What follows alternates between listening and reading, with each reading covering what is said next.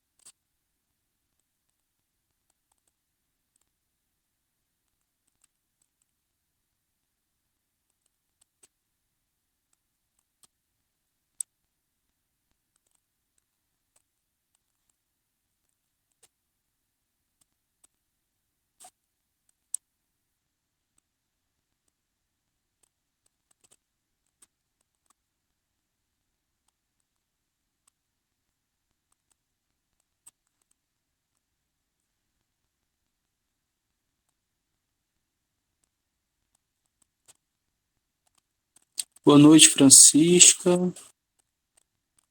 Boa noite, professor. Boa noite, professor. Projeto de Gênesis acabou de começar.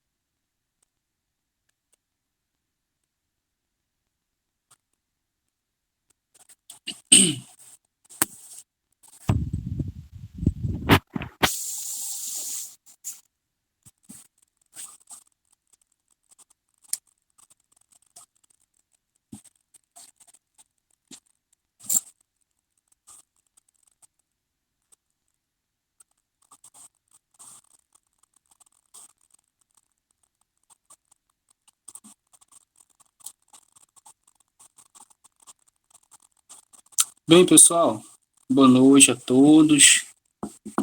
Vamos iniciar aqui a nossa aula, tá? Eu vou falar aqui alguns nomes. Se tiver aqui, pode me responder, tá? Quem eu não chamar, gente, é porque eu já coloquei presença aqui na chamada de vocês, tá bom?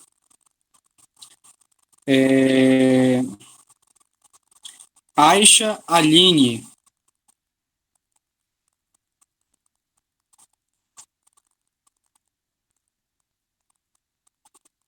Ana Paula. Presente.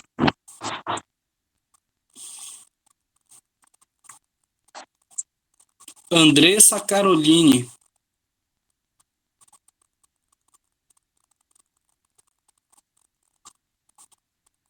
Crislan Lima Batista.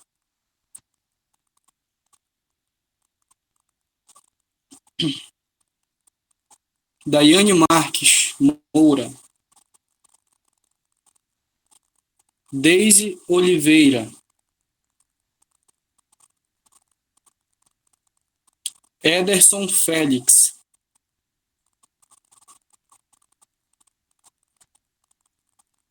Fabrício Nascimento. Fabrício Souza. Presente, professor.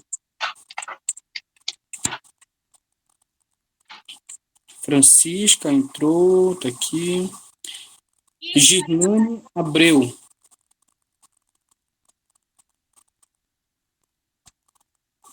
A Girlane está com problemas pessoais, professor. Ah, ok. E a Daiane está sem internet. Ah, ok. O Guilherme está chegando agora. Guilherme dos Santos Lima. Gislaine Castro Serrão.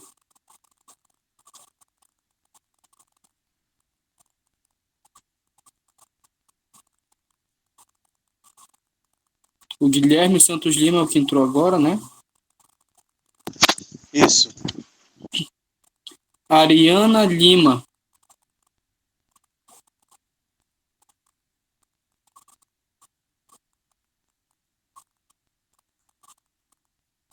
Jaqueline Gomes.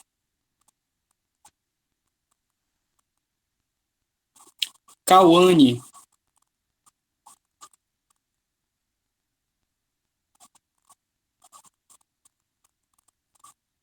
Larissa Freitas.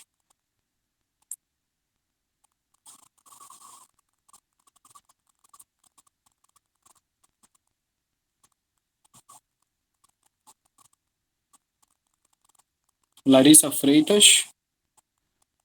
Larissa Kathleen. Oi, professor. Professor, Oi. boa noite. Aqui é a Vanúbia. Olá, Vanúbia. Agora que parece que vai dar certo para me assistir sua aula, que eu ainda não tinha assistido, que o meu celular tá muito ruim. Tranquilo. Como é o teu nome completo, Vanúbia? Vanúbia Paixão Nogueira.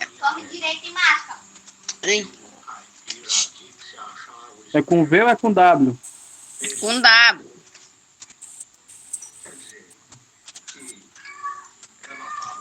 Vanúbia Paixão Nogueira.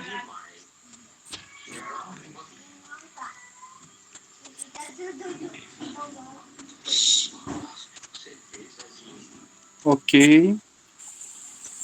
Letícia Cardoso.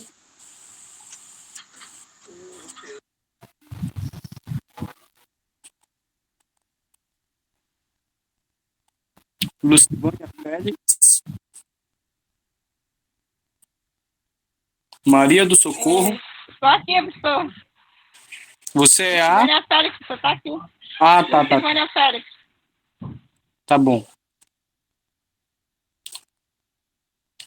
Maiara Costa Nicásio. Professor, Maria do Socorro está presente, tá? Isso, professor.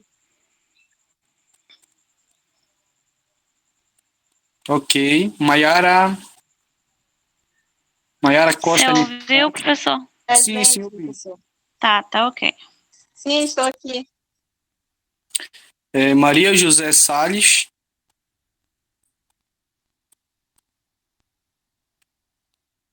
Nilane Benício Cardoso.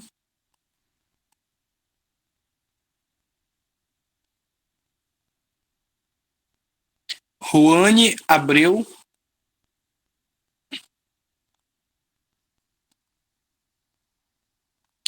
Thalia Loureiro.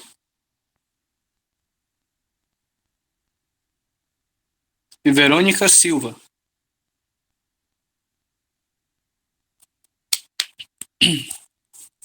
Tá. Bem, gente. Professor, o senhor não falou meu nome, não. O meu também, professor.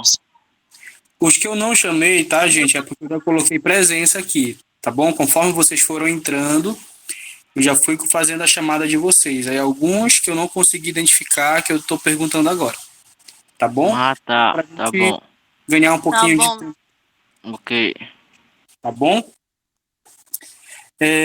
Pessoal, para a gente iniciar hoje, tá? Muitos de vocês já enviaram o trabalho para mim. Alguns fizeram manuscrito, outros mandaram em arquivo em PDF, tá? Quem ainda não enviou, tá? Quem ainda não enviou por algum motivo, eu vou estar recebendo até sexta-feira, tá bom? Bora aproveitar que amanhã é feriado, parte de alguns serviços não são executados, não trabalham, né? Então vai ter um pouquinho de tempo aí para pesquisar também, tá? Para a gente fechar esse primeiro trabalho já na sexta-feira, ok? Ok. Alguns de vocês, a Lenilde está entrando agora, voltando. Alguns de vocês encontraram algumas dificuldades para executar o trabalho, né? Teve uma aluna que fez uma observação super, mega, hiper importante. Eu até compartilhei lá no grupo com vocês, tá bom? Então, peço que vocês também se atentem a essa observação. Por quê? Esses dois temas do nosso trabalho, eles, por sua própria natureza, eles causam algumas confusões, tá? Por quê? As terminologias dos dois termos, elas são parecidas, tá? A explicação, a exemplificação das duas situações de doenças, elas também são muito parecidas das profissionais do trabalho e ocupacional. Tem duas dessas que vão significar a mesma coisa e a outra ela vai diferenciar um pouquinho, tá? O desenvolvimento do trabalho de vocês, tá? Não tem limite de páginas. Se vocês quiserem fazer aí 20 páginas, o trabalho de vocês não tem problema nenhum, tá? Desde que tenha a capa, introdução, né? A introdução é um breve relato sobre o que nós vamos falar, qual a importância de se tratar desse tema que nós trouxemos nesse trabalho para vocês, tá? Qual a importância para a vida acadêmica de vocês, o aprendizado, o porquê de falar desse tema, tá? Então, o objetivo da introdução é esse, de trazer esse esclarecimento aí para gente sobre o que é este tema, ok? E já o desenvolvimento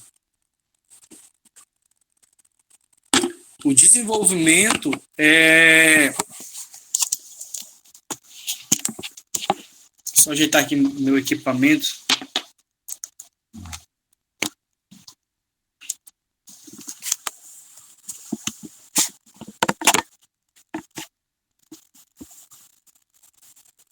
Vocês estão conseguindo me ouvir? Sim. Sim, professor. Já o desenvolvimento é a área que vocês vão dissertar sobre o trabalho, onde vocês vão fazer a pesquisa de vocês vão lá se aprofundar no assunto, tá? Este é o momento de realizar o desenvolvimento, é onde vocês vão fazer a pesquisa, vão entender, se inteirar sobre o que é esse assunto, né? O que são as doenças profissionais, doenças ocupacionais ou doença do trabalho, tá? Para quem ainda não fez, tá bom? E a conclusão, tá? É o que você entendeu, é o que você aprendeu sobre esse tema, qual a importância desse tema para a formação de vocês, tá? O que vocês estão aprendendo de novo aí com essas duas situações dessas doenças que a gente colocou no trabalho aí para vocês estarem pesquisando, ok? Um motivo que a gente colocou aí esse trabalho para vocês pesquisarem é porque o diagnóstico dessas duas exemplificações dessas doenças, ela depende muito de uma avaliação ocupacional médica, junto, claro, de toda uma equipe, que essa equipe, você, técnico, ela está inserida, ela está incluída dentro dessa equipe, tá bom? E isso serve também para a gente ter aí um norte e um sul de quando a patologia clínica, né? Quando essa patologia, através desse estudo, é que a gente vai identificar se ela é uma patologia clínica, que é uma patologia comum, ou se ela é um tipo de patologia do âmbito ocupacional ou do âmbito profissional. É por isso que a gente precisa saber diferenciar as duas circunstâncias. Ok? Até aí? A introdução e a conclusão, tá, gente? Já falei, vou tornar a repetir isso para quem ainda não entregou o trabalho. Eu não quero copia e cola da internet. Tá? O desenvolvimento de vocês, eu vou encontrar muitos termos parecidos, referências bibliográficas parecidas, terminologia das palavras, a forma como elas estão empregadas. A gente vai encontrar muitos textos de vocês muito similares. Isso até porque todo mundo está fazendo o mesmo trabalho, então é natural isso acontecer. Agora, o ponto-alvo é a introdução e a conclusão. É onde, através da leitura que eu vou fazer do trabalho de vocês, é onde eu vou identificar quem pesquisou, quem fez o seu trabalho direitinho, quem realmente entendeu, tá bom?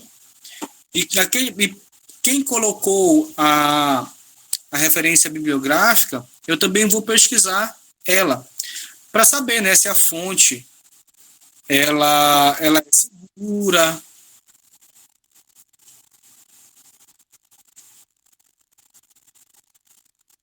A Ariana chegando agora. Tá, gente? Só para a gente esclarecer isso bem aí com todos vocês, tá bom?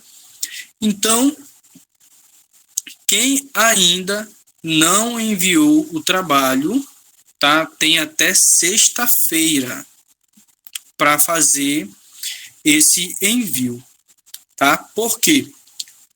Já na semana que vem, eu já vou trazer um outro tema para vocês, também de pesquisa, tá? Toda semana a gente vai passar um trabalho diferente, tá? Que é para instigar vocês a lerem o conteúdo da apostila, pesquisarem mais a fundo bastante coisas, porque a gente só tem 2 aulas na semana, né? Então a gente tem um tempo aí, uma latência muito grande entre uma aula e outra. E o conhecimento ele precisa estar em todo o tempo sendo processado, sendo reciclado na cabecinha de vocês. Beleza? Alguma pergunta até aí?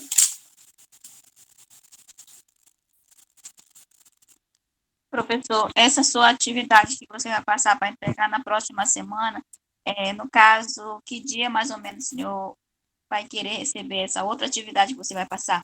Não, na próxima semana que eu vou passar a outra atividade ainda. Tá? Eu não vou passar a atividade hoje, não. Vamos aguardar todo mundo. Não tem data para entregar essa outra, né? Sempre a gente vai dar aí uma semana de prazo. Não, porque eu vou viajar no domingo e talvez eu só esteja aqui na quarta-feira já de tarde. Tá, mas aí pode estar fazendo o envio de forma eletrônica para a gente, tá?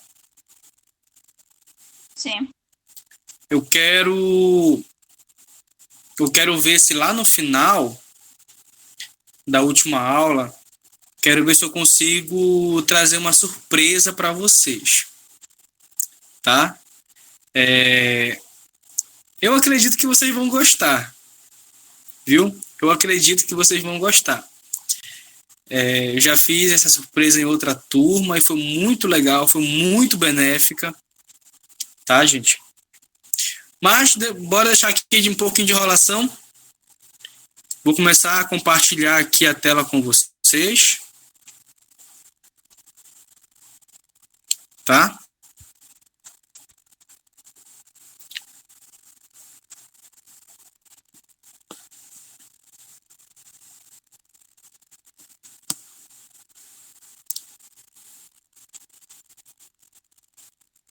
Só abrir aqui apostila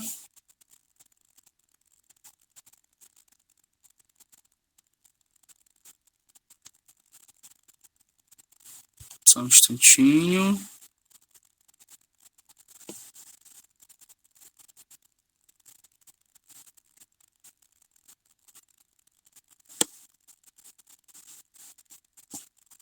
Calma aí que eu tô...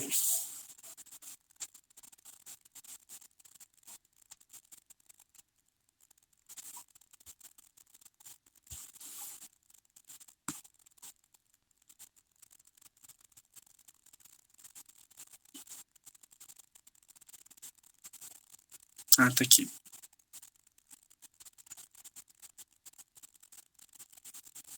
O meu notebook deu um bug nele e aí eu tô aprendendo aqui a mexer no aplicativo pelo telefone.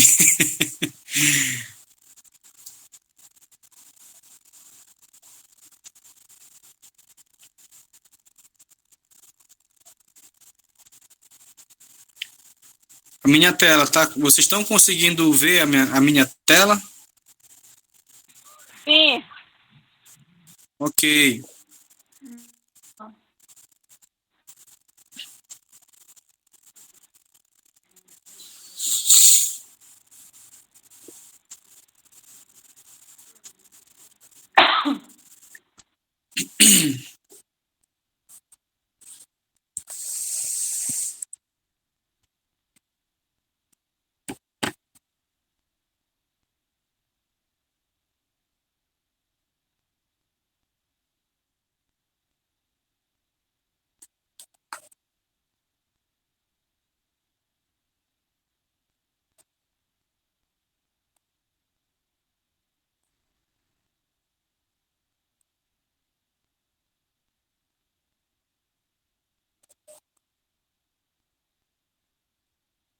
Nós paramos bem aqui.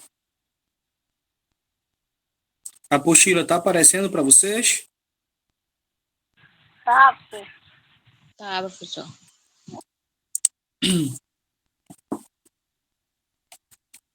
Vamos lá.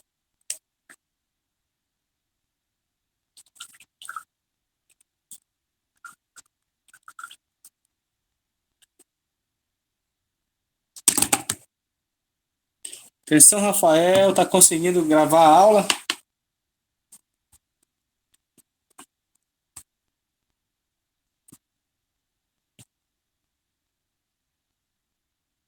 Bora lá, pessoal. Olhem só. O profissional de segurança do trabalho ele tem uma área de atuação bastante ampla, ou seja, muito diversificada, tá? Em todos os possíveis tipos de trabalho, de ambiente de trabalho, ele pode estar lá, tá? Mas, em geral, sempre ele atua aí nas fábricas, né? Fábricas, indústrias, minerações, rede de lojas, comércios, atividades que forneçam aí um potencial risco maior para os seus colaboradores.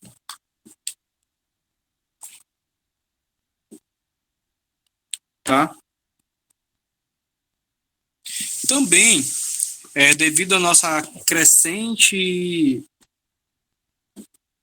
industrialização, o comércio, né, cresceu muito também nos últimos anos. Hoje a gente tem aí uma presença muito grande e forte do profissional de segurança do trabalho dentro dos empreendimentos rurais, tá? Hoje, dependendo do empreendimento, nós temos aí técnicos de segurança, temos enfermeiros, né? Dentro aí de fazendas, plantações, algumas empresas que já têm aí um processo industrial um pouco mais massificado. Quando a gente for estudar ali na frente a NR4, tem alguém chegando, cadê?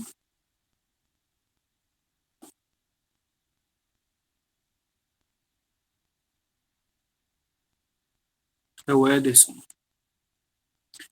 Verônica.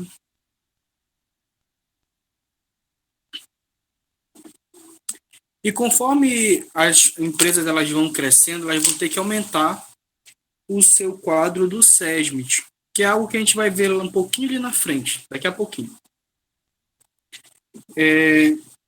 Aqui, né, a gente vai ter aí a função do engenheiro de segurança do trabalho, o número do CBO, o técnico de segurança, o médico, e aqui o técnico de enfermagem. Essa descrição aqui, tá, gente, que a apostila está trazendo, é do técnico de enfermagem do trabalho, tá? É o técnico de é necessário fazer aí uma especialização, né?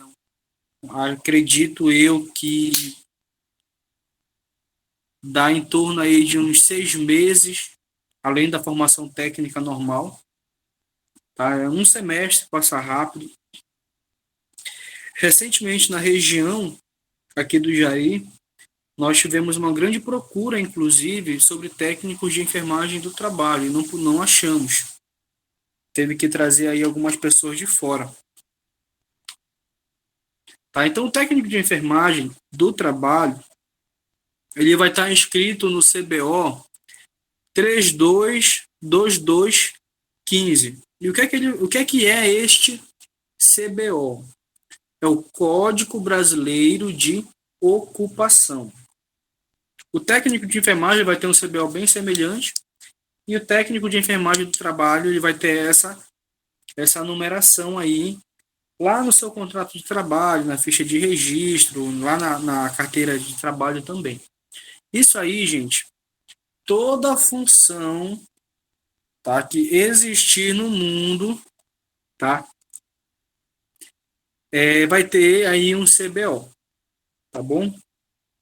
Para quando a gente for estudar lá, Bernardino Ramazzini, que é o pai da medicina ocupacional, toda vez que ele ia fazer as consultas, tudinho, né? Sempre o início da conversa com o colaborador, a abordagem era a mesma. Qual a sua ocupação? Então, quando a gente falar toda vez o termo ocupacional, é uma referência à questão de trabalho, tá bom? O técnico de enfermagem, ele executa atividades relacionadas com o serviço de higiene, medicina e segurança, integrando equipes de estudo para propiciar a preservação da saúde e a valorização do trabalhador. Se tiver acidente, ele vai prestar primeiros socorros, né, lá no local do acidente, fazendo aí curativos, imobilizações, suturas, né, limpezas, administrando medicamentos, fazendo tratamentos e providenciando aí, né, um atendimento médico especializado para a situação quando for necessário. Vocês sabem que o técnico de enfermagem ele é um profissional que ele é gabaritado para fazer a administração de medicação, não prescrição, tá? Às vezes muita gente confunde isso e fica até chateado. A gente tem que ter aí toda a paciência, cautela, cuidado, didática, para descrever, né, para ensinar as pessoas que o técnico de enfermagem, ele apenas administra medicação. Só quem pode fazer receituário é o médico. Tá bom? Mas, afinal, para que a gente está estudando esse módulo, né? Por que é importante entender a segurança do trabalho dentro do curso técnico de enfermagem? Em todos os ambientes de trabalho, nós estamos expostos a acidentes de trabalho, sejam eles de qualquer tipo de natureza. Natureza mecânica, natureza elétrica, natureza pessoal, psicológica, atemporal,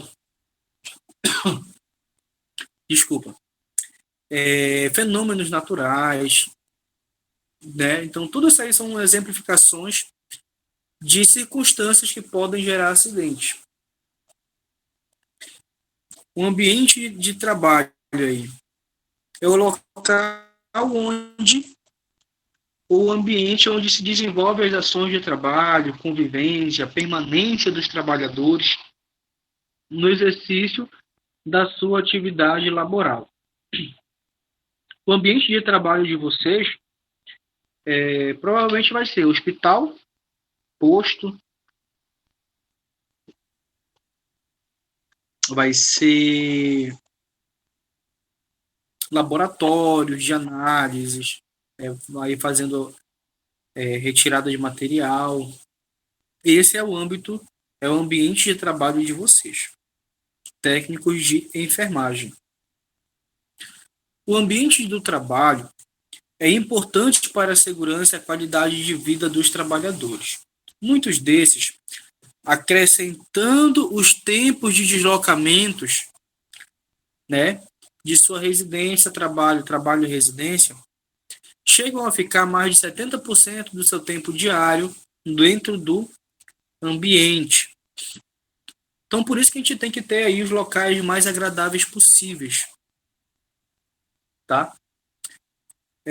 A estatística fala que nós vivemos aproximadamente mais de 1/3 da nossa vida no ambiente de trabalho. Por exemplo, muitos trabalham de segunda a sexta e folgam sábado e domingo. Outros trabalham de quarta a domingo, folgam segunda e terça, né? Mas aí você fica aí 8, no mínimo, né? 8 horas de trabalho por dia naquele ambiente onde você executa a sua atividade. E esse ambiente, ele precisa ser o máximo confortável possível. A gente vai ver lá na NR17 que esse ambiente ele precisa ter uma climatização, ele precisa ter uma iluminação adequada, velocidade do vento, umidade, ele tem toda uma parametrização que tem que estar naquela conformidade, tá? Para que o colaborador ele seja o menos possível desgastado, tá?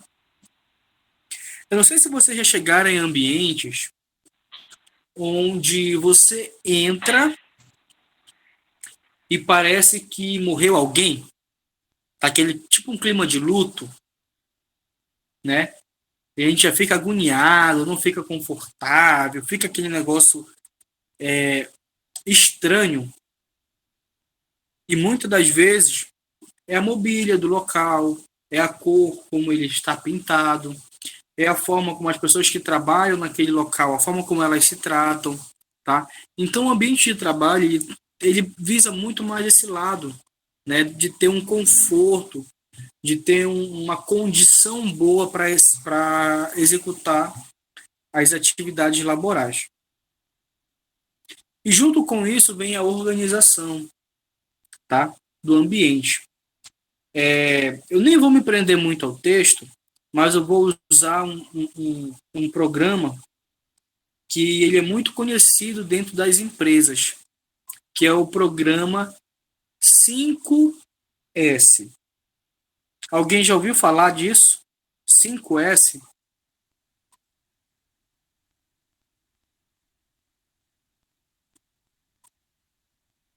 Não. Então, para quem já fez o trabalho, tá? Dê uma pesquisadinha aí depois da aula, então amanhã. O que é um 5S? Tá? E lá na sexta-feira a gente vai comentar um pouquinho a mais sobre isso. tá? Se porventura eu esquecer, tá? Vou até anotar aqui.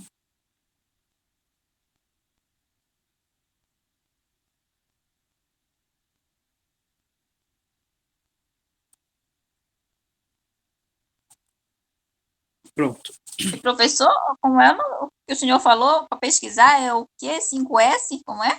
Isso. 5, digita lá o número 5 e a letra S. Ok. Para quem for pesquisar, vocês vão ver que isso é aplicável não só para âmbito de organização, tá? Para as empresas. Dentro de casa, dentro do seu quarto, do seu escritório, tá? Em todos os lugares, gente, nós podemos fazer o uso desse programa 5S, tá? E assim, a primeiro momento ele é muito chato. Não vou mentir para vocês não, tá? Ele é muito chato a primeiro momento. Mas com o passar do tempo que você vai implementando ele, que você vê que ele otimiza todo o teu processo de trabalho, tá? Quando eu falo processo de trabalho, não é só lá na empresa, não. Principalmente dona de casa, por exemplo. Acorda de manhã, não é machismo, tá, gente? E não vou dizer que todas fazem isso, mas algumas fazem. Acorda de manhã, antes do marido, vai lá, faz o café para ele, faz o café para as crianças, né, para todo mundo ir para a escola, trabalhar. Depois você vai arrumar a casa, que sempre fica aquela bagunça. Depois vai fazer comida para esperar eles retornarem. Não é mais ou menos essa a rotina de uma dona de casa? Né? E quando a gente faz a aplicação do programa 5S, gente, ele faz uma otimização de tempo gigantesca. Tá? Ele é muito bom mesmo. Isso Professor, aí você... Sim? desculpa incomodar. Eu perdi bastante a sua explicação, que a minha internet está caindo toda hora. Tá bom, mas não se preocupa que o Rafael, ele tá gravando a aula, tá? Aí depois ele diz aí o link para vocês estarem revisando aí o que a gente falou na aula, em cima das partes que a internet não colaborou, tá bom? Tá ok. Por que eu tô falando isso sobre o 5S? Porque esse 5S, ele vai ter uma importância muito grande para a gente combater os agentes agressivos, os agentes ambientais que a gente vai falar agora, tá? Lembrando que vocês podem usar o 5S em qualquer momento da vida de vocês, em qualquer lugar, em qualquer tipo de estabelecimento, tá? Ah, professor, eu tenho uma baiuca que vende açaí, eu tenho uma batedeira de açaí, você pode usar 5S lá. Ah, eu tenho um mini box, eu tenho um mercadinho, vocês podem usar o 5S lá. Ah, eu vendo batatinha frita, final da tarde lá na beira da praça, da pracinha do relógio, não sei. Você pode aplicar o 5S lá. Eu tenho uma venda de coco, você pode aplicar o 5S nessa venda de coco. Tá? Então, o que vocês imaginarem, vocês podem fazer com o 5S. E ele não é um bicho de sete cabeças, ele é bem simples. Tá? Por quê? Em todo ambiente de trabalho, a gente tem riscos, a gente tem agentes ambientais presentes. Tá?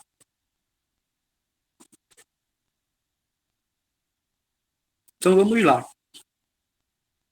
É importante que o profissional de segurança do trabalho tenha capacidade técnica para avaliar desde os riscos grandes aos pequenos. O risco pequeno, o risco que hoje é pequeno, amanhã ele pode ser grande. Mas quais são esses tipos de risco, esses tipos de agentes? Tá? Primeiro, nós vamos falar do tipo de agente, tá? O agente de risco, tá bom?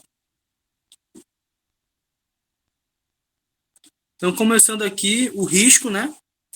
É a combinação da probabilidade de ocorrência e da consequência de um determinado evento perigoso.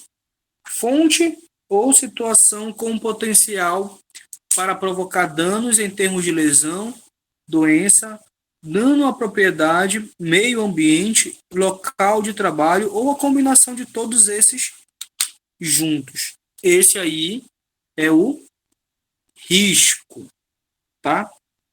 E o risco do agente agressivo no ambiente de trabalho são os que dão a origem a atividades insalubres. Isso é um exemplo. Inclusive, o técnico de enfermagem, ele vai receber aí um percentual de insalubridade. Se não me engano, é 10, 20 e 40%. Tá? Quando a gente for falar lá da NR15, a gente vai entrar melhor nesse assunto da insalubridade, tá bom, gente? E com isso, a gente tem aí o agente físico, o agente químico, o agente ergonômico, o agente biológico, tá? E o outro fator que é o agente mecânico. Uns chamam mecânico, outros chamam agentes de acidente. Então, bora entender cada um deles. Agente físico, o risco físico.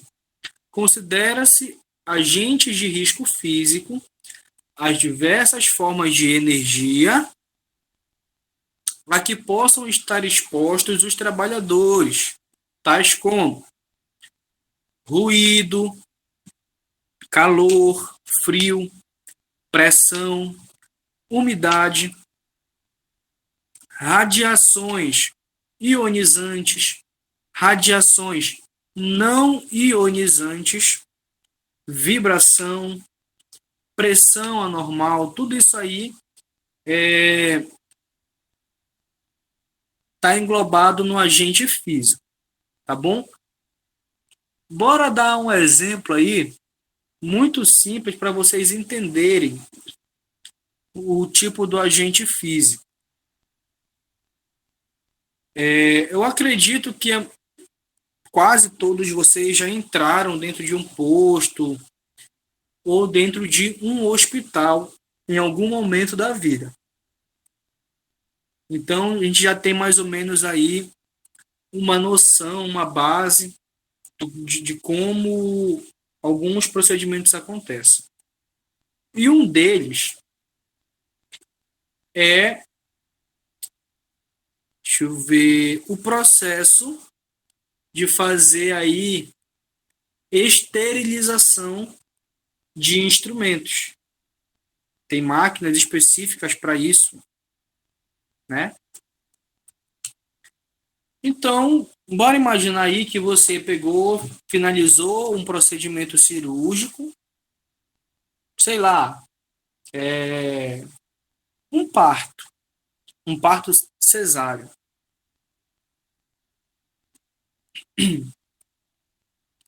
E nesse parto cesáreo foi utilizado os bisturis, tesouras, né? Foram utilizados pinças, afastadores, lâminas de várias graduações. E esse material, ele não é descartável. Ele pode ser reutilizado, mas para isso ele precisa passar por um procedimento de esterilização dentro de uma máquina. Quando colocar o material dentro dessa máquina aí,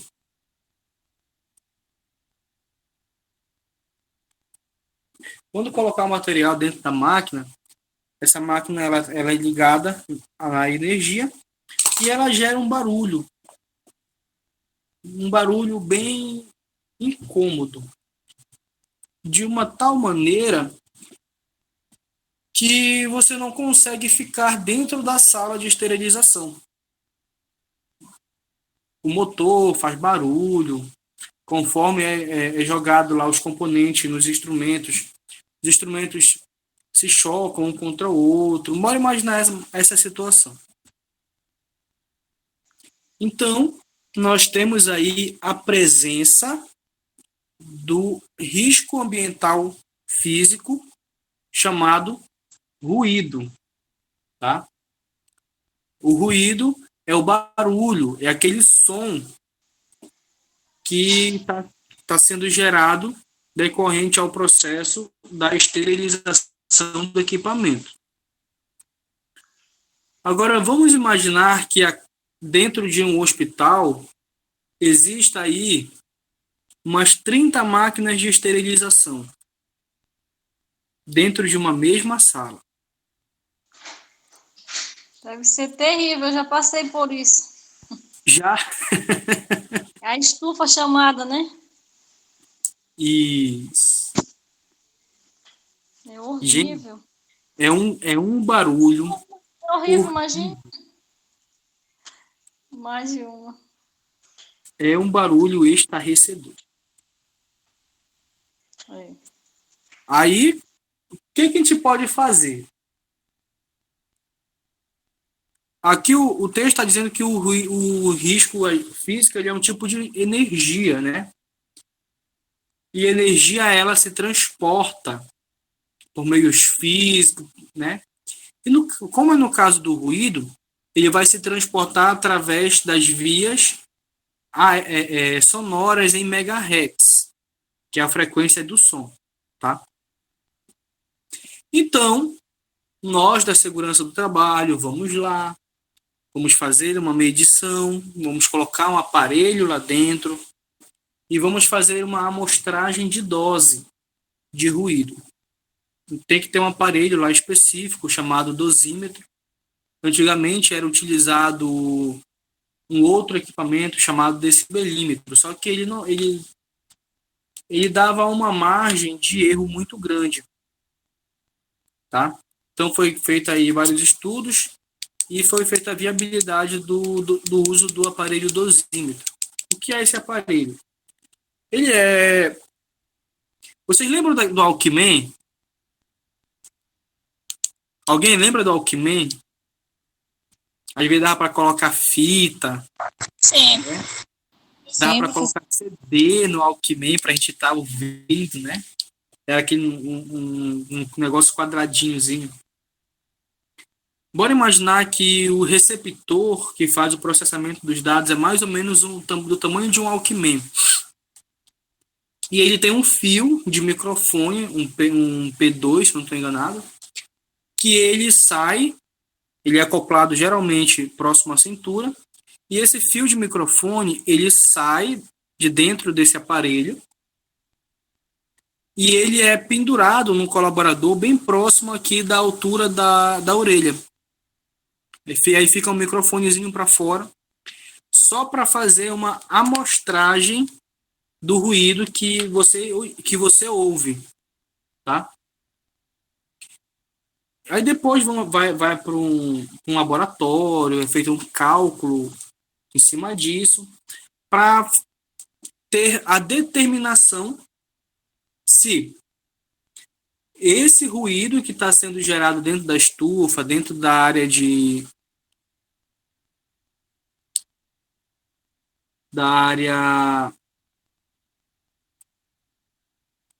instrumental aí, né? Se ele é passivo de causar um dano audiológico no colaborador que fica ali dentro. Pela NR15, anexo 3, a gente vai ver que para até 8 horas de trabalho, o colaborador ele pode ficar exposto até 85 decibéis em escala A, que é uma escala intermitente, de ruído. Ou seja, o índice de barulho, de ruído que você pode ouvir sem nenhum tipo de proteção sem comprometer, né, a tua saúde auditiva, é de até 85 decibéis. Se nessa medição, dentro dessa sala, com esses aparelhos aí, der 86 decibéis, o ambiente, esse ruído, esse barulho que está sendo gerado aí dentro, ele tem possibilidade de causar um dano audiológico no colaborador. Só que o colaborador ele precisa acessar aquela área, ele precisa acessar aquela sala para fazer aí, né, todo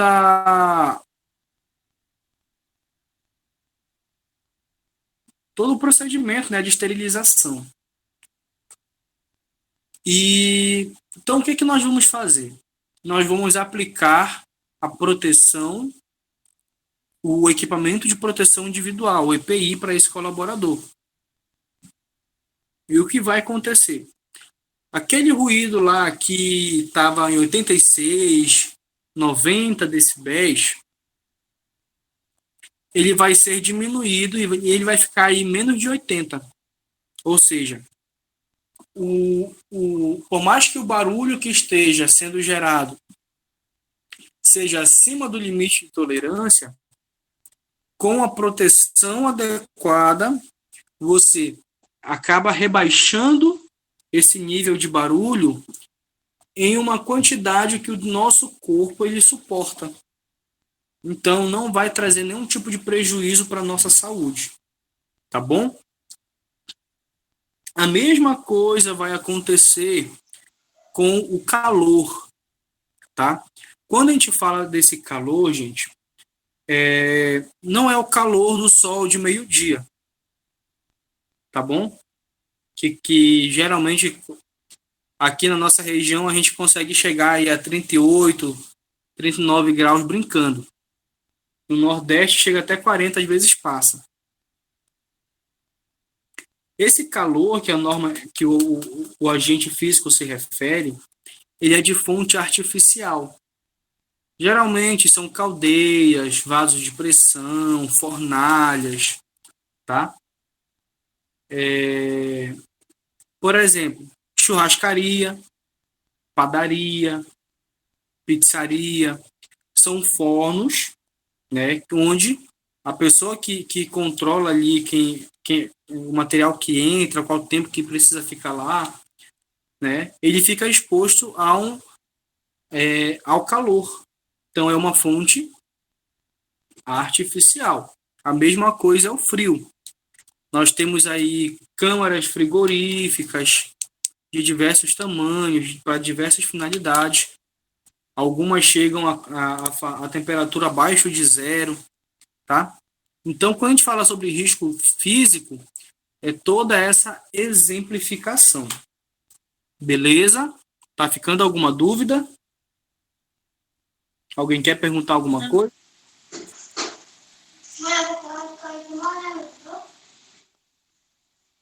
Traz que eu coloco. Beleza. Vou só pegar um pouquinho aqui de água.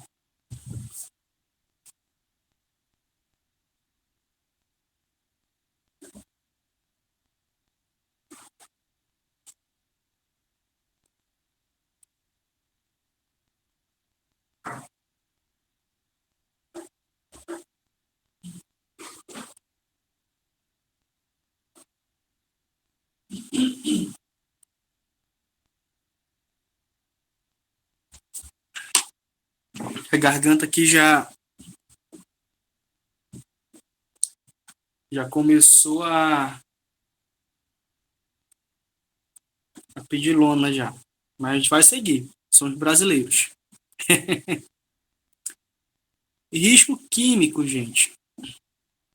O risco químico são várias... Tem uma infinidade de exemplificação, tá?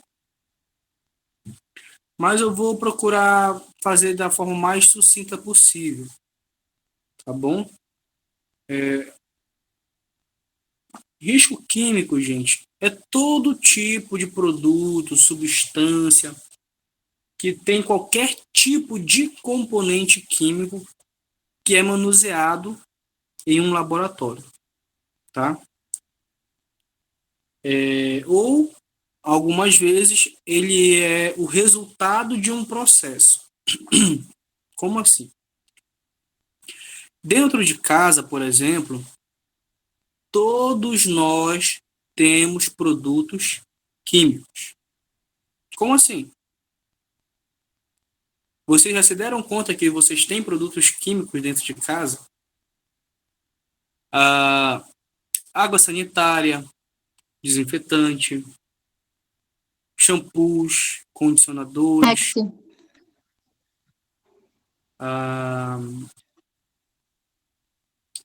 o gás de cozinha é produto químico, tá? Limpa-pedra. Alguns compram só da cáustica para lavar a casa também, né? Principalmente quando a casa é de madeira. Na casa da minha avó eu fazia muito isso, quando era bem pirralho mesmo. Então tudo isso aí, gente, é produto químico. Tudo. Tá? A diferença é que boa parte desses produtos, a concentração do produto químico que existe dentro deles não é capaz de gerar um dano para o usuário que somos nós. Com exceção da água sanitária. A água sanitária, gente, ela é um produto químico asfixiante, ou seja, ele pode causar o impedimento da respiração. Eu já tive um caso... Quando eu lavava o banheiro, faltava morrer. Já ia dar esse exemplo. Em Serra do Navio, na mineradora de ouro, eu tive que fazer um resgate de uma zeladora, onde ela se trancou no banheiro e foi ao banheiro. E ela era doida por água sanitária. Parece que na cabeça dela as coisas só ficava 100% limpa quando usava água sanitária. E ela fechou a saída de ar, fechou a porta principal e começou a lavar. Água sanitária para todo lado. As lajotas, tanto do piso quanto das paredes, eram brancas. Então ela queria que ficasse mais branca ainda. Resultado: a concentração de cloro dentro do banheiro foi tão grande que gerou gás, tá? Oriundou um tipo de gás, e ele é um gás asfixiante. Ele corta a respiração, ele retira o oxigênio, tá? E quando ela se deu conta, ela já estava perdendo o sentido, ela não tinha mais condições de chegar até a porta, de abrir e pedir socorro. Então ela desmaiou lá dentro. Só que todas elas sempre trabalhavam próximas de outras colegas, né? Então uma ficava cantando do banheiro feminino e a outra ficava cantando do banheiro masculino. Era mais ou menos isso que elas faziam. E a outra colega percebeu que a colega dela não estava mais cantando. E começou a chamar: fulana, fulana, fulana. Com 2 minutos, que ela viu que ela não estava respondendo nada, e ela foi lá, tentou abrir a porta, viu que estava fechada, ela imaginou logo, ela desmaiou lá dentro. Aí acionou a brigada, acionou os bombeiros que tinham disponíveis, técnicos de segurança, né? Aí a gente teve que arrombar lá o banheiro para tirar a funcionária lá de dentro. E ela já estava ficando aí roxa, não estava respirando, né? Mas graças a Deus ela não aconteceu o pior e ela não ficou com nenhum tipo de sequela também da situação. Mas são produtos que todos nós temos dentro de casa, gente. Água sanitária. Então tem que ter aí um cuidado muito grande. tá?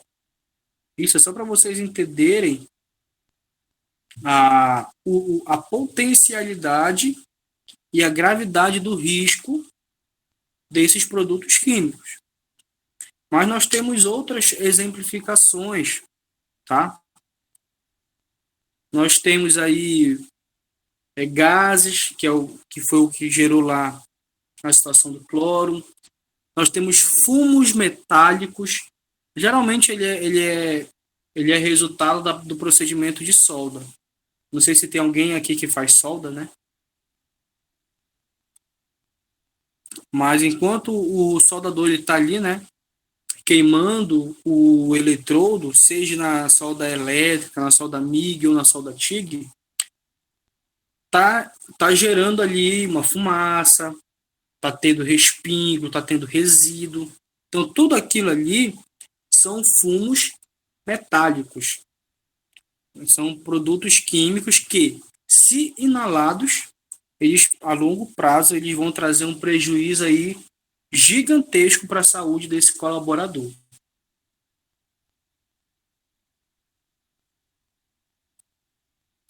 Tem aí a questão de neblinas, névoas, vapores, tá? Então, tudo isso aí são riscos químicos, tá bom?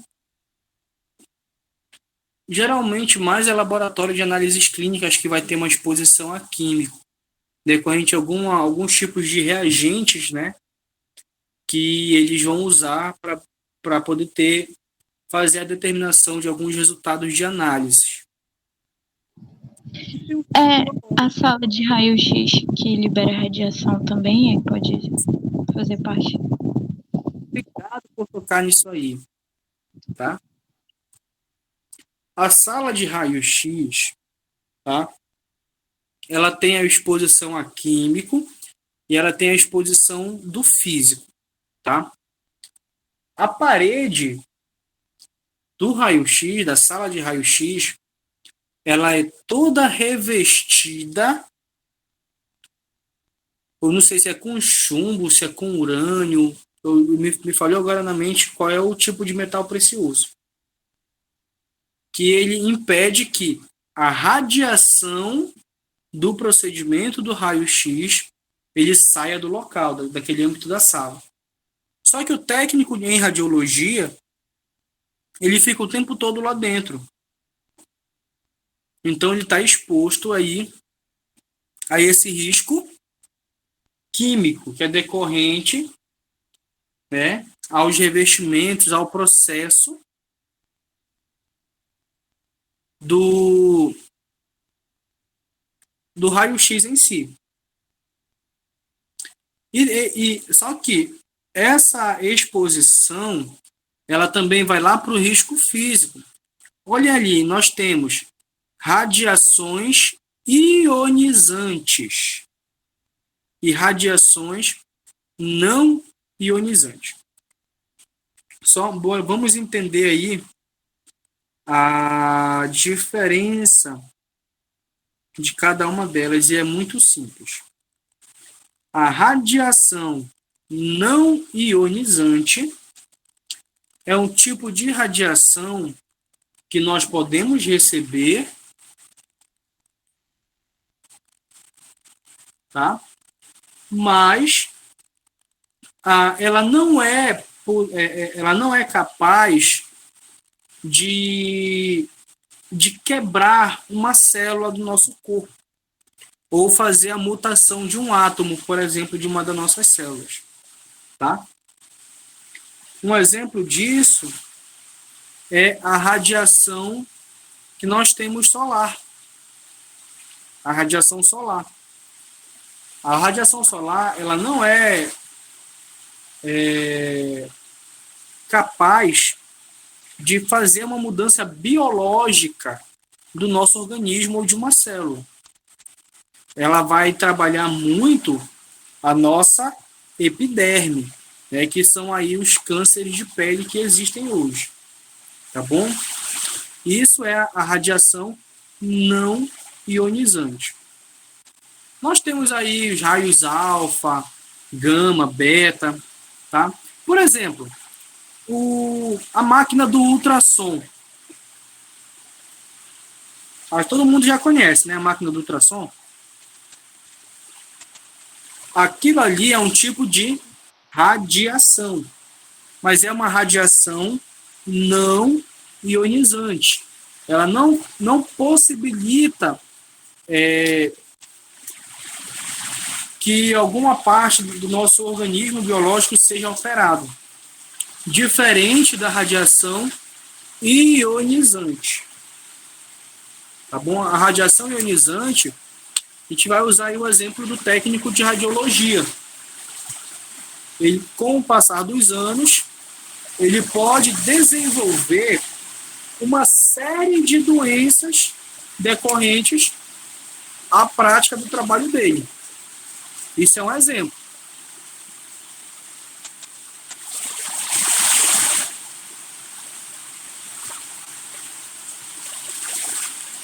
Ok? Deu para entender?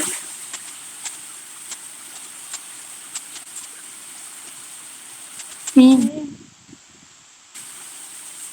Alguma dúvida até aí?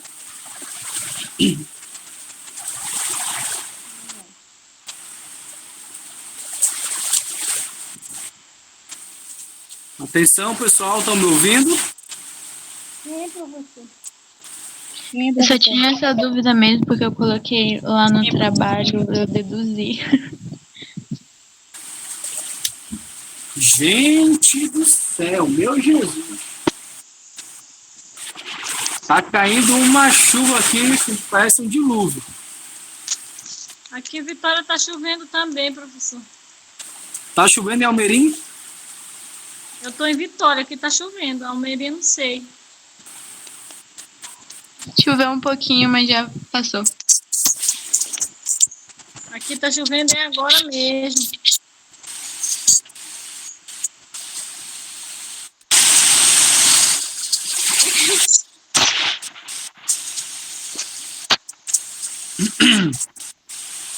Vamos lá pro risco biológico. Bora, eu vou acelerar um pouquinho antes que a internet de alguém caia.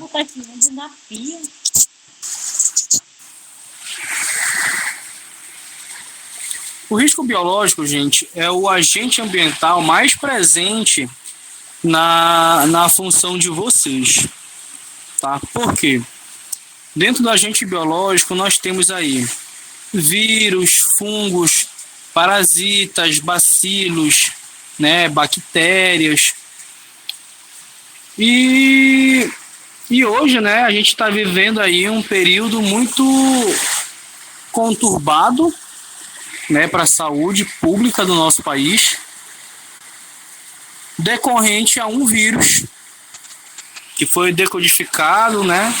Estamos aí nesse processo de pandemia. Graças a Deus,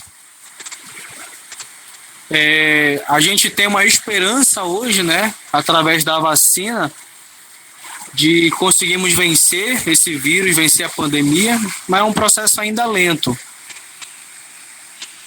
E o risco biológico, gente, todos vocês, técnicos de enfermagem, estarão expostos a riscos biológicos, tá bom? Vocês vão realizar suturas, vocês vão realizar asepsia de alguns pacientes,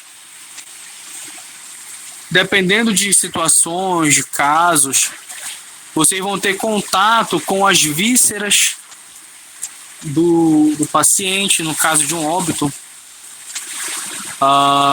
o sangue em si, tá? Então, todo esse âmbito hospitalar, ele é um âmbito muito propício à contaminação biológica, tá?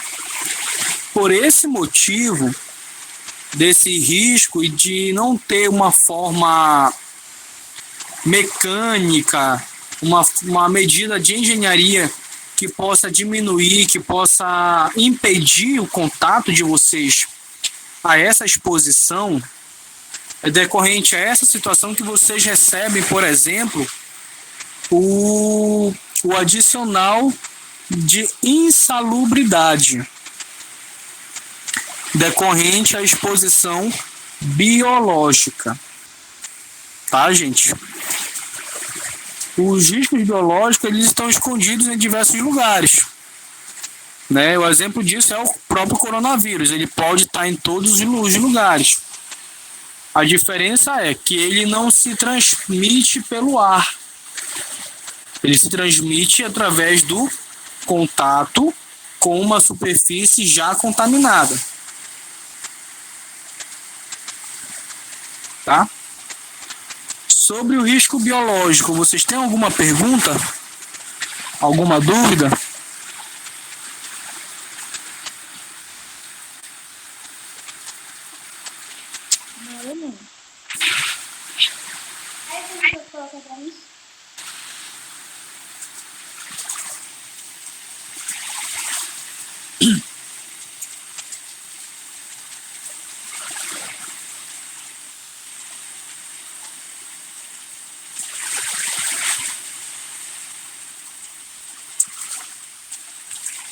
Então vamos seguir.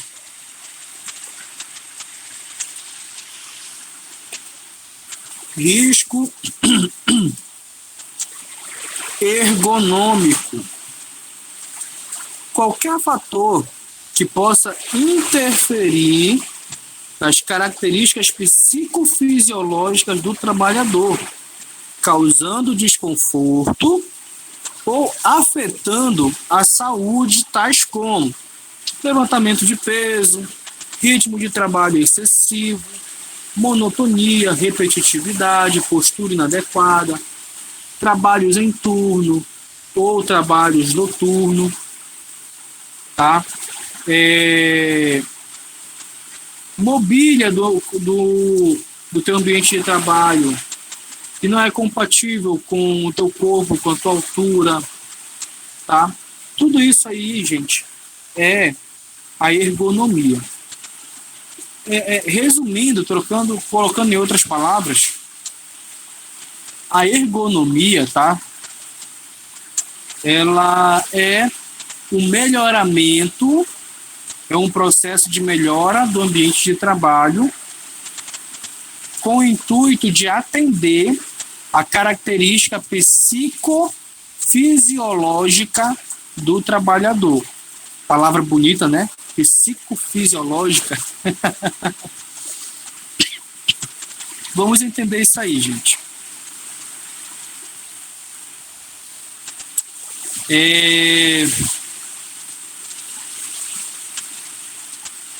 Vamos imaginar que foi fabricado um carro que consome 20%, que consome 80% a menos combustível do que esses carros comuns de hoje em dia. Ou seja, se com 1 litro de gasolina você fazia 10 quilômetros, hoje você vai continuar fazendo os 10 quilômetros, mas apenas com 2 litros. É para vocês entenderem a exemplificação. Só que esse carro ele é ultra moderno, tá? Ele tem painel digital, ele tem sensores 360, ele tem câmbio automático, ele tem câmera de ré, ele tem sensor de piloto automático. Só que com tantos componentes desse jeito, acabou que a cabine do carro, né, a parte lá onde o motorista senta, o espaço diminuiu muito. Então já tem aí a parte desfavorável da compra desse carro, desse veículo.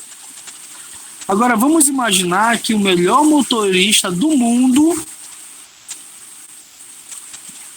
ele tem 1,90 m de altura e ele pesa aí aproximadamente 110 quilos. Não é que ele seja super gordo não, tá, gente? É que quanto mais alta a pessoa, mais pesada ela vai ser. Só que ele não consegue entrar dentro do carro. Ele é muito grande para esse carro. Então aí nós temos o quê? Um problema. Por quê? A ergonomia, ela diz que qualquer fator que possa intervir na característica psicofisiológica do trabalhador. E esse carro, ele está intervindo. Esse carro é o melhor carro do mundo e eu tenho o melhor motorista do mundo, mas não está valendo de nada. Porque o melhor motorista do mundo não consegue entrar dentro desse carro. Então aí nós vamos atuar usando a ergonomia, tá? Eu tenho que adaptar o meu ambiente de trabalho, no caso o carro, de uma forma que qualquer pessoa consiga dirigir, que qualquer pessoa consiga entrar nele, consiga dar partida, consiga acionar os comandos, utilizar aí a tecnologia que ele tem disponível, tá?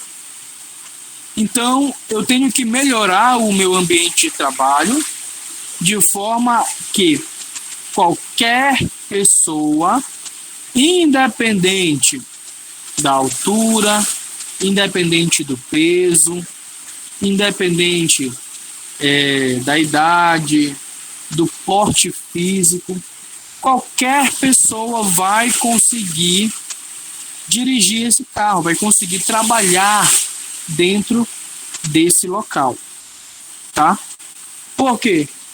Senão não vai adiantar de nada eu ter o carro mais econômico do mundo, eu ter o melhor motorista do mundo e nenhum vai servir para o outro, tá? É mais ou menos isso que a ergonomia está dizendo. Só que a ergonomia, ela vai além, tá, gente? Em tudo que vocês imaginarem, que vocês pensarem, tem ergonomia inserida, tá? Exemplo, o fogão que nós fazemos elaboramos, né? Cozinhamos nossas refeições, tem ergonomia. A nossa mesa, nossas cadeiras, sofá, nossa cama, a iluminação da nossa casa, o aparelho celular, que é por onde a maioria de vocês estão participando da aula. Tudo isso é ergonomia. Hoje, a gente usa a ergonomia para estudar. Hoje, a gente não está estudando aí de aparelhos telefônicos, né? Coisa que muito antes não era possível. Mas hoje, com o avanço da tecnologia, a gente está estudando no telefone. Então, isso é ergonomia. Um outro exemplo de ergonomia que nós temos na palma da mão, que é o teclado do nosso aparelho celular. Quando a gente está lá no ensino fundamental, né?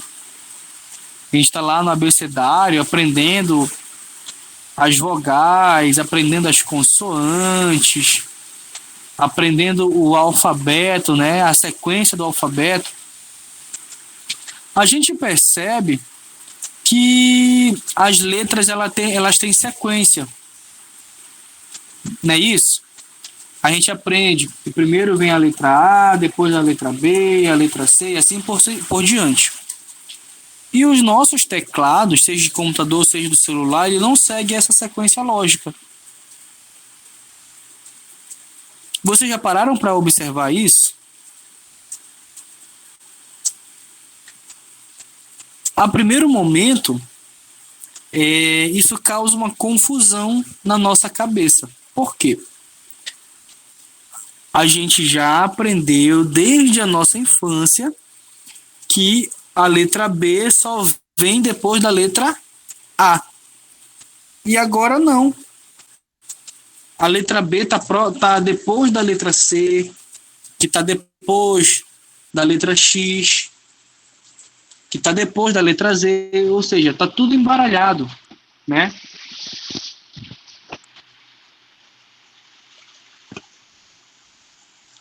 E a ergonomia, ela estudou os teclados e ela fez 2 simulações. A primeira é colocando aí o nosso teclado seguindo o alfabeto conforme a gente aprendeu desde a nossa infância. As consoantes, as vogais, as famílias silábicas, tudo na mesma sequência. E colocou para uma pessoa fazer uma digitação de um texto. E pegou o mesmo texto, tá? E colocou para uma outra pessoa digitar. E as 2 pessoas tinham a mesma capacidade, a mesma habilidade. E deu um teclado normal para essa outra pessoa. Aí eu pergunto para vocês, quem foi que terminou primeiro de digitar o texto? A pessoa que estava com o teclado todo embaralhado ou a pessoa que estava com o teclado todo organizado de acordo com o alfabeto?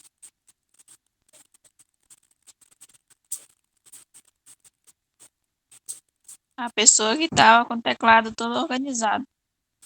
Não.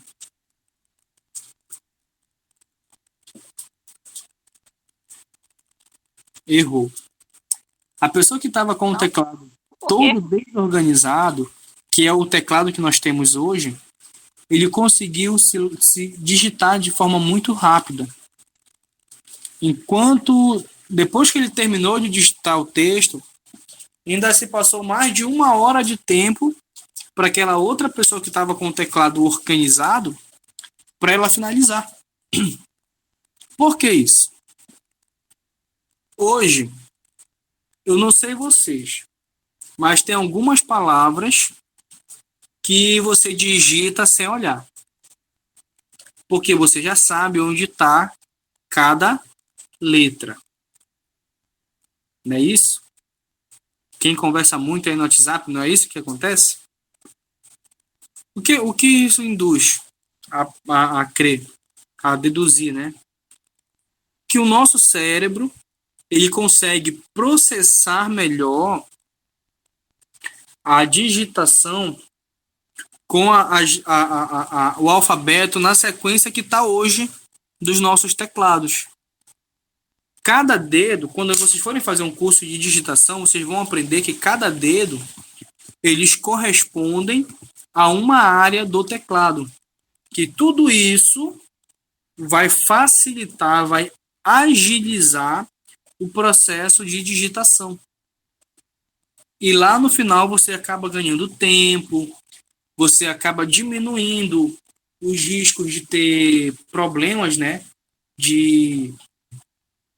Aí na tua mão, de tendões, tudo mais. A pessoa que tem um teclado organizado de acordo com o alfabeto, tá? Ela vai demorar muito tempo para processar por mais que ela saiba onde está cada letra na sequência, isso causa muita confusão, gente. Eu desafio vocês a fazerem numa folha, né? Pegar aí um teclado de vocês normal, um teclado de computador, e pintar, imprimir aí o alfabeto todinho de A a Z e colocar ele sequencial. E tentem digitar um texto para vocês verem. Vocês vão perceber o nível de dificuldade que é isso aí. Então a ergonomia, ela está presente até nisso aí, gente. Na forma como foi organizado o nosso teclado. Ela está presente na forma como foi construído, que foi montado o nosso aparelho telefone. A ergonomia, ela está presente lá no sofá que você compra para sua casa, na luminária que você compra para sua casa, no painel que você compra para colocar na sua casa. Gente, tudo que vocês possam imaginar, tudo tem ergonomia. Tá bom? Tem ergonomia. A colher que a gente usa, o garfo, por exemplo, que a gente usa para fazer refeição, ele não é reto, né? Já perceberam isso? Ele tem várias ondulações. Agora, bora imaginar se ele fosse todo o tempo reto. Será que ele conseguiria pegar a porção de comida, por exemplo? Será que se não iria cair? Será que aquela ondulação é justamente para equilibrar a forma como eu vou pegar a comida e tudo mais? Isso é ergonomia também, gente. Nível de iluminação, quantas lâmpadas colocar em uma sala, por exemplo. Qual a potência de cada lâmpada. Tudo isso, gente, é ergonomia. Tá? Então, só para vocês terem uma ideia que a ergonomia ela é muito mais complexa do que a gente imagina. Tá? E para a gente finalizar por hoje, tá ficando alguma dúvida aí sobre a ergonomia, gente?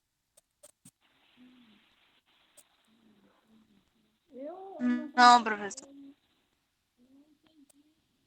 Vocês já querem dormir, né? Tema chato.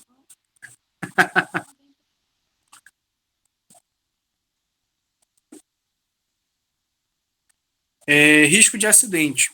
Qualquer outro fator que coloque o trabalhador em situação vulnerável possa afetar a sua integridade, o seu bem-estar físico e o seu bem-estar psíquico. Quais são essas outras formas? Quais são esses outros riscos, né? Máquinas e equipamentos sem proteção. Por exemplo, na área da enfermagem, nós temos aí vários equipamentos de monitorização. E boa parte desses equipamentos, eles são equipamentos elétricos. Se porventura eles não tiverem aterrados adequados, tiverem alguma fiação exposta, fio descascado, vai dar um problema. Provavelmente vai ter um acidente. Tá? Então, olha aí o risco de acidente ou risco mecânico. Um outro exemplo é equipamento com defeito. Tá? Tem depende muito isso de vários fatores, tá? Mas se o equipamento está com defeito, não é para usar. Tem que deixar ele quieto, aguardando manutenção ou aguardando a substituição aí por um outro equipamento adequado. Tem a questão de proteção, né? Quando a gente tem material rotativo, tem que ter aí a devida proteção para acabar não puxando ninguém de forma acidental. Temos aí a probabilidade, a possibilidade de incêndio. Ambientes que tenham o teor de ter princípios de incêndio, nós vamos classificar como riscos mecânicos ou riscos de acidentes, tá? Tem aí ao mesmo tempo a questão de explosão, né? Temos aí o arranjo físico inadequado. Vocês sabem o que é o arranjo físico inadequado, gente?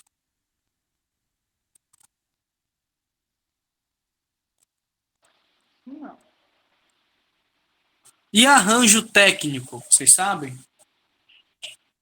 Eu também não.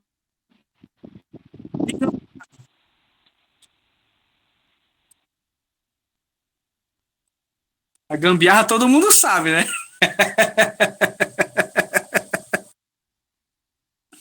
A gambiarra é um termo quase que universal. O arranjo físico inadequado, arranjo técnico É mais fácil. é mais fácil, né? Deixa eu ver. É. Eu quero que vocês me citem, se alguém conseguir, um tipo de gambiarra ou que vocês já presenciaram dentro de um posto, dentro de um hospital. Gambiarra braba. Alguém consegue? Gambiarra no hospital. Já viu? Não ainda. Dentro do hospital,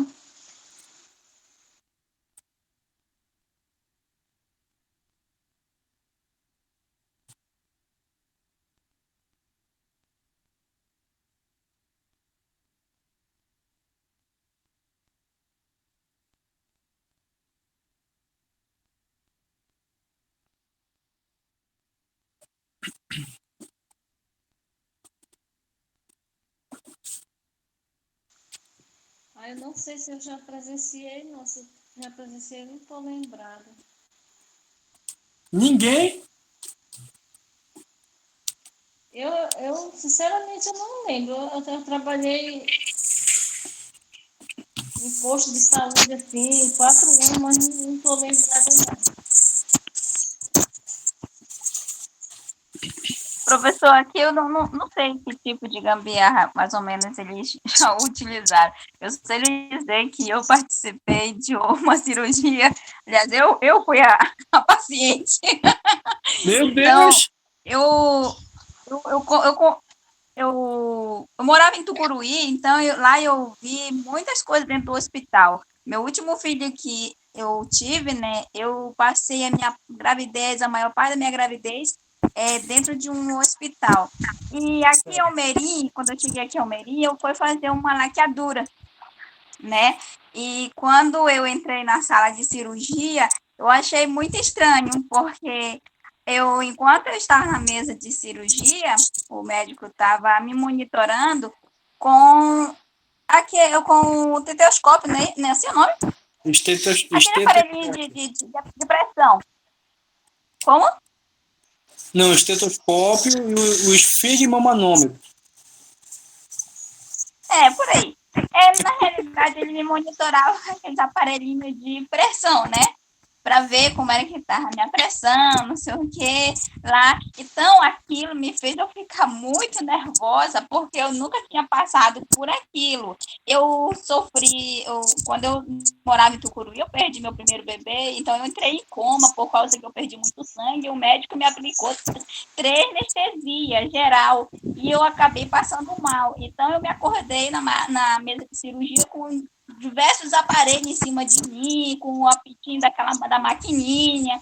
E aqui, quando eu entrei, eu vi uma situação muito diferente. Então, talvez, eu acho, assim, que essa parte dele fazer esse monitoramento é tipo de gambiarra, porque eu nunca tinha visto fazer cirurgia daquele jeito. Monitorar a pessoa daquela maneira como ele estava me monitorando a minha pressão.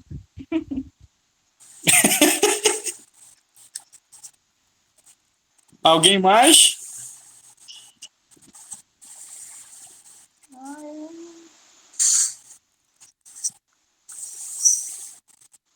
Acho que eu não estou lembrada.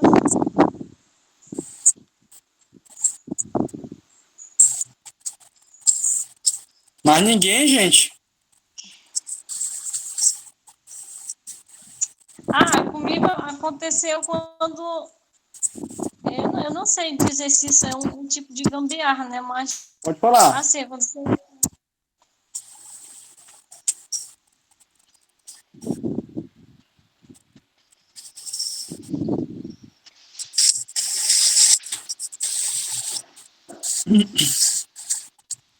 Olha, gente, já aconteceu, eu vi, na verdade.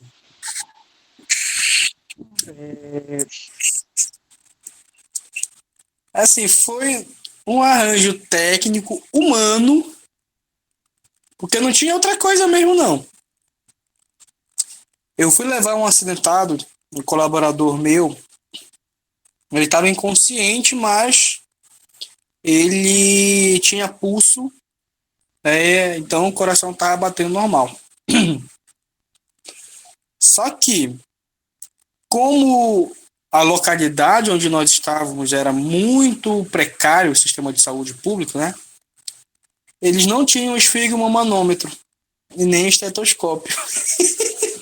Isso é básico do básico. Só quem tinha era o médico que fazia as consultas lá. E a gente ficou, gente, agora, o que nós vamos fazer? Como é que a gente vai controlar os batimentos cardíacos dele? Colocamos um cronômetro bem ao lado e a gente foi fazer uma punção. A gente foi fazer uma verificação aí usando o acesso aqui da mão esquerda dele, né? E a gente ia lá, ficava tocando, conferindo quantos batimentos dava dentro do minuto. E ia anotando numa folhazinha à parte. Gente, a gente tem muito mais gambiarra do que vocês possam imaginar, tá, gente? Só que hoje esse termo ele quase não é usado, gambiarra, né? Ele é usado arranjo técnico, artifício técnico. Mas assim, vocês vão se deparar com diversas situações em todos os ambientes, onde vocês vão ver que aquilo é errado. Tá? Só que eu procuro me colocar muito no lugar do profissional.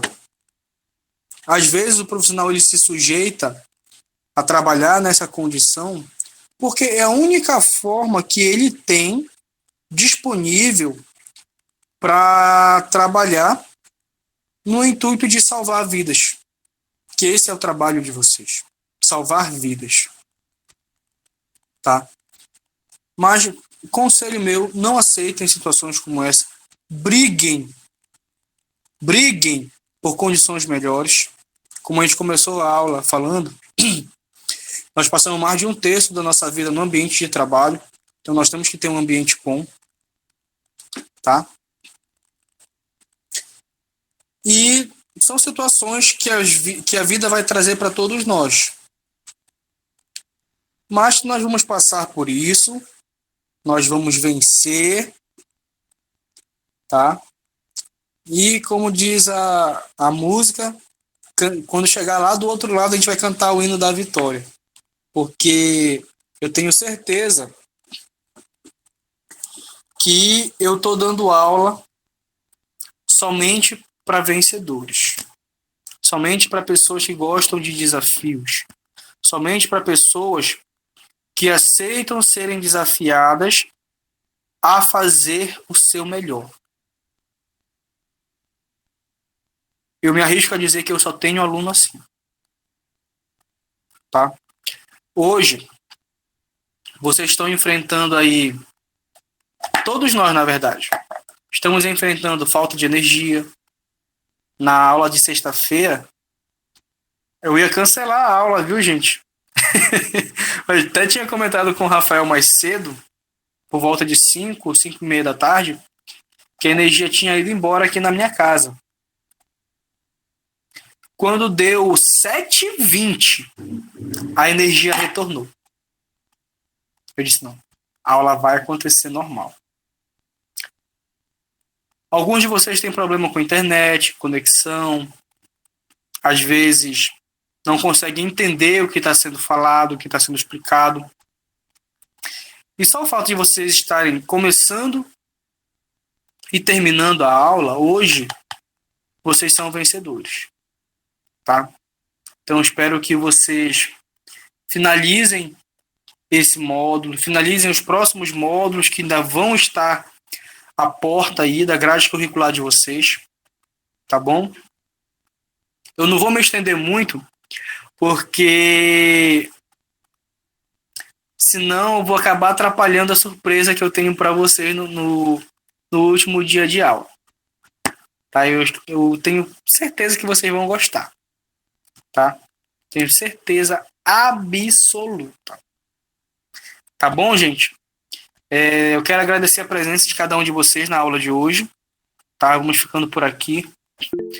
Minha garganta aqui já tá dando os sinaizinhos de alerta, então eu vou precisar parar por questão da minha saúde. Boa noite. Tá? Tenham uma boa noite. Quem não entregou o trabalho, tá? Até sexta-feira eu vou estar recebendo.